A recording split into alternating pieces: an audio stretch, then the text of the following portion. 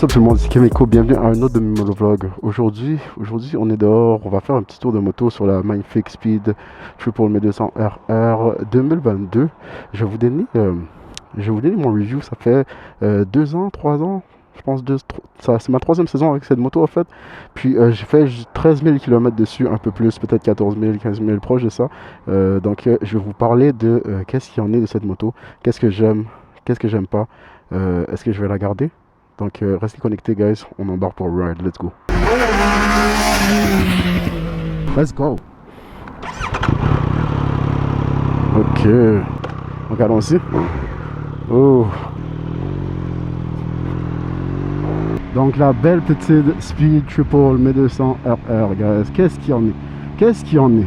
Donc guys, si vous m'avez suivi un peu, j'ai acheté cette moto là, je l'ai échangée pour ma Speed Triple 1050 RS. C'était un modèle naked noir, un modèle que j'ai beaucoup aimé, que j'ai gardé pendant 3 ans, puis j'ai fait 20 000 km dessus. J'ai un bon comparatif à faire entre ces deux motos. Mais si vous voulez vraiment savoir la différence entre les deux, j'ai une autre vidéo pour ça. Cette vidéo là, ça va vraiment être sur cette Speed Triple 1200 RR. Une des choses qui m'a attiré le plus guys sur cette moto, c'est son look. C'est la chose principale, la couleur, le look un peu néo-rétro avec la lumière ronde en avant, c'est la première chose qui m'a attiré. Puis c'est une des raisons principales pour lesquelles selon moi vous devriez choisir une moto, c'est le style. Si vous allez avec une moto, vous n'aimez pas de quoi elle a l'air, je pense pas que vous allez la garder longtemps, mais ça c'est mon point de vue personnel. Donc je me suis laissé charmer par cette magnifique moto, cette magnifique beauté, puis j'ai décidé de l'échanger contre ma Speed Triple 1050 RS, et jusqu'à date, j'ai été très satisfait.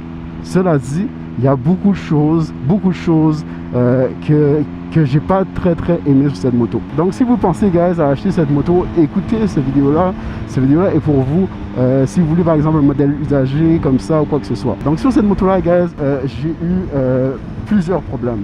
C'est pas des problèmes en fait qui ont été qui sont venus avec ma conduite, mais c'est plus des problèmes d'origine. Il faut dire que tout ce qui est Triumph Speed Triple 1200, c'est vraiment nouveau sur le marché, ça fait pas longtemps que c'est sorti, ça fait peut-être 3 ans, 4 ans aujourd'hui, mais quand je l'ai acheté, c'était tout frais. Ce qui veut dire que, comme tous les premiers modèles de moto, vous allez avoir certains problèmes. Mais quand vous avez une garantie, c'est tout couvert par la garantie Triumph. D'ailleurs, à ce point de vue-là, c'était pas trop un problème pour moi. Mais c'est quand même fatigant. Une des choses principales qui m'a le plus énervé sur cette moto et qui m'énerve encore à ce jour, c'est le Quick Shifter. Le Quick Shifter, non seulement il fonctionne pas très bien, mais en plus de ça, des fois il arrête de fonctionner. Puis ce que j'ai remarqué, c'est que le Quick Shifter arrête principalement de fonctionner quand la moto est trop chaude. Puis ça c'est un problème je trouve, parce que c'est une moto qui devient chaud quand même assez vite. Puis il y a eu plusieurs recalls qui ont été faits déjà pour rajouter des heat pads en dessous du siège et ainsi de suite. D'ailleurs, j'en ai un autre qui est à venir. À chaque année, je reçois des lettres comme quoi il y a un retour, il y a quelque chose qui doit être arrangé, il y a quelque chose qui doit être fait. Puis ça, je trouve ça un peu fatigant. Une des deuxièmes choses qui m'a un peu énervé, c'est l'écran. Je trouve que l'écran est slow, il est un peu laggy. Aujourd'hui, avec les écrans TFT qui sont tellement bien faits, je comprends pas pourquoi Triumph, vous n'êtes pas capable de faire un écran qui fonctionne bien, qui est fluide. Bien évidemment, j'aimais mieux celui qui était sur ma 1050. Évidemment, celui-là, il est plus beau, il y a plus de couleurs, ainsi de suite. Mais personnellement, je m'en fous, moi, des couleurs. Tout ce que je veux, c'est un écran qui est précis et qui fonctionne bien. Donc ça, c'est les points négatifs, je trouve. L'écran qui fonctionne pas très bien, qui est très lent. Puis le Quick Shifter et la chaleur que cette moto dégage. Ça, c'est les points négatifs, guys. Mais il y a beaucoup de points positifs sur cette moto. Puis, comme je vous disais, cette moto n'est pas pour tout le monde. Une des choses principales, c'est le fit. Je fit très bien sur cette moto. Puis je parle pas en termes de look, je parle juste en termes de confort. Je mesure 5 pieds 7. Évidemment, j'ai pas les 2 pieds à plat par terre, mais je suis quand même assez proche du sol. De la façon dont mon corps est fait, je fit pas bien sur toutes les motos. Il y a des motos que j'ai de la misère à toucher par terre. Puis toucher par terre, puis être confortable avec les pieds à terre, ça fait partie du confort selon moi d'une moto. On se sent plus en confiance. Donc pour moi c'est important. Puis sur cette moto là, sur cette Triumph Speed Triple 1200 RR, je suis vraiment confortable. Même quand j'ai les 2 pieds à terre ou quand j'ai un pied à terre, je me sens en confiance sur la moto. Il y a beaucoup de gens qui vont dire que cette moto là est pas confortable. Je suis pas d'accord. Évidemment c'est pas une super sport, mais elle est penchée comme un super sport. Vous avez les clépantes qui vous donnent une position un peu plus agressive. Puis moi personnellement, pour ma grandeur et pour la façon que je suis faite, en fait, parce que le haut de mon corps est quand même assez court, puis mes jambes sont un peu plus longues, je fais très bien sur cette moto-là. Je suis très confortable.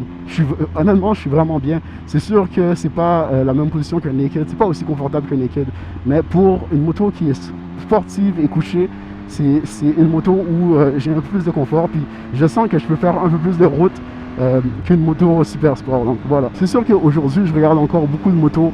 Vous savez, je suis un fanatique de moto, j'aime ça changer de moto, j'aime ça en essayer beaucoup.